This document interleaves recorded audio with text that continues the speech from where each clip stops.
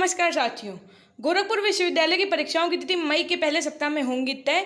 अब इससे सीएसजीएमयू का क्या कनेक्शन है, मैं ये आपको लास्ट में बताऊंगी। तो आइए देखते हैं पूरी न्यूज़ क्या है। कि कुलपति प्रोफेसर राजेश सिंह जी का कहना है कि कोरोना संक्रमण के चलते एकेडमिक कैलेंडर के मुताबिक विश्वविद्यालय की परीक्षाओं का आयोजन नहीं कराया जा सका। मई के पहले सप्ताह में छात्र हित को ध्यान में रखते हुए परीक्षा की अगली तिथि का निर्धारण किया जाएगा। दीनदयाल उपाध्याय गोरखपुर विश्वविद्यालय की वार्षिक परीक्षा के आयोजन को लेकर उपजे असमंजस पर फिलहाल विराम लग गया है। शासन से निर्देश मिलने के बाद विश्वविद्यालय प्रशासन ने परीक्षा का आयोजन 15 मई तक के लिए स्थगित कर दिया है। मई के पहले सप्ताह में कोरोना संक्रमण की स्थिति की समीक्षा के बाद 15 मई के बाद परीक्षा की तिथि निर्धारित करने का निर्णय लिया गया है। 15 मई तक परीक्षाओं को स्थगित करने का निर्णय।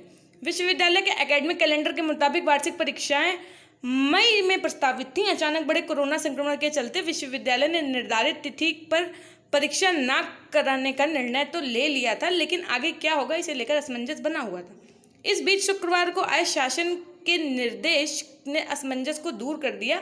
निर्देश में अब देखिए, निर्देश में क्या बताया, ये है मेन बात, गौर से सुनिएगा कि 15 मई तक परीक्षाओं को स्थगित करने की बात कही गई थी।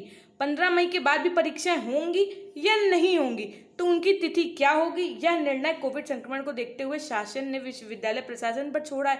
पत्र मिलने के पश्चात विश्वविद्यालय ने तत्काल परीक्षाओं को 15 मई तक स्थगित करने की सूचना जारी कर दी है। सप्ताह का समय निर्धारित कर लिया है। हालांकि शासन ने तिथि निर्धारित करने के लिए विश्वविद्यालय को 30 अप्रैल तक ही वक्त दिया है। अब ये देखिए, यहाँ से आती है मेन बात आपकी ये है कि आपकी जो भी कमेटीज बैठी हुई हैं वो फर्स्ट वीक में ही पूरा डिसीजन ले लेंगे कि परीक्षा करानी है कि नहीं करानी है, और करानी है तो कैसे करानी है, ऑफलाइन मोड में करानी है, ऑनलाइन मोड में करानी है, और सिलेबस कितना रखना, मतलब ये सारी चीज़ें जो डिसीजन आ जाएगा वो पहले ही वीक में आ जाएगा। और अब प्रैक्टिकल से रिलेटेड क्या इन्फॉर्मेशन है ये भी देख लीजिए। लिखित परीक्षा के बाद होगी प्रैक्टिकल परीक्षा। देखिए, अभी तक क्या होता था कि आपकी लिखित परीक्षा यानी कि रिटन एग्जाम के पहले ही प्रैक्टिकल और वाइवा हो जाते थे, लेकिन इस बार प्रैक्टिकल और वाइवा आपकी लिखित परीक्षा के बाद भी पॉसिबल है।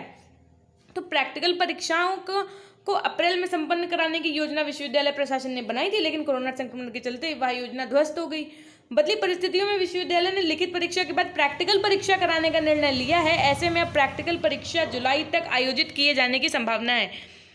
गोरखपुर विश्वविद्यालय के कुलपति प्रोफेसर राजेश सिंह जी का कहना है कि कोरोना संक्रमण के चलते एकेडमिक कैलेंडर के मुताबिक विश्वविद्यालय की परीक्षा का आयोजन नहीं कराया जा सका। मई के पहले सप्ताह में छात्र हित को ध्यान में रखते हुए परीक्षा की अगली तिथि का निर्धारण किया जाएगा। प्रैक्टिकल परीक्षा अब लिखित परीक्षा के बाद ही कराई जाएगी। देखिए, ये तो यहाँ पे एकदम क्लियर कर दिया है। आप मेरी बात सुनिए कि मई के पहले सप्ताह में छात्र को ध्यान में रखते हुए परीक्षा की अगली तिथि आपकी जो भी है, आपकी स्कीम जिसे हम लोग कहते हैं, वो आ जाएगा, निर्धारण कर दिया जाएगा।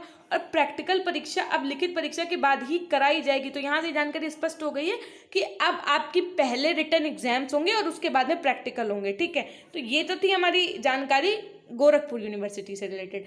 और अब आपको बता दूं कि आपको MANISH SEHR प्ले स्टोर पे सर्च करना है, वहाँ से इसे आपको इंस्टॉल करना है। वहाँ से आपको रेगुलर अपडेट्स और भी बहुत सारी जानकारी मिल जाएगी जब आप उसे इंस्टॉल करेंगे। ठीक है, अब रही बात CSGMU की, तो CSGMU से रिलेटेड न्यूज़ यही है कि अगर अपने उत्तर प्रदेश में कोरोना की स्थिति काबू में आ गई तो ही कुछ करना संभव है, अन्यथा की स्थिति में पूरे भारत देश में जितने भी राज्य हैं उनमें से उत्तर प्रदेश टॉप 3 टॉप 5 में ही है। तो अभी चीज़ें उतनी आसान है नहीं, तो CSGMU से हम लोग ये नहीं अपेक्षा कर सकते हैं कि वो हम लोगों के एग्ज़ाम्स इतनी जल्दी करा पाएगी। तो CSGMU के एग्ज़ाम कब होने, कैसे होने, जैसे ही इस पर ऑफिशियल आएगा मैं आपको बता दूंगी।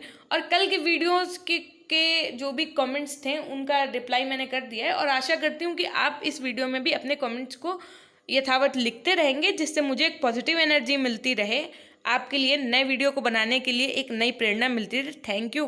Meet up with you in the next video. Stay home, stay safe.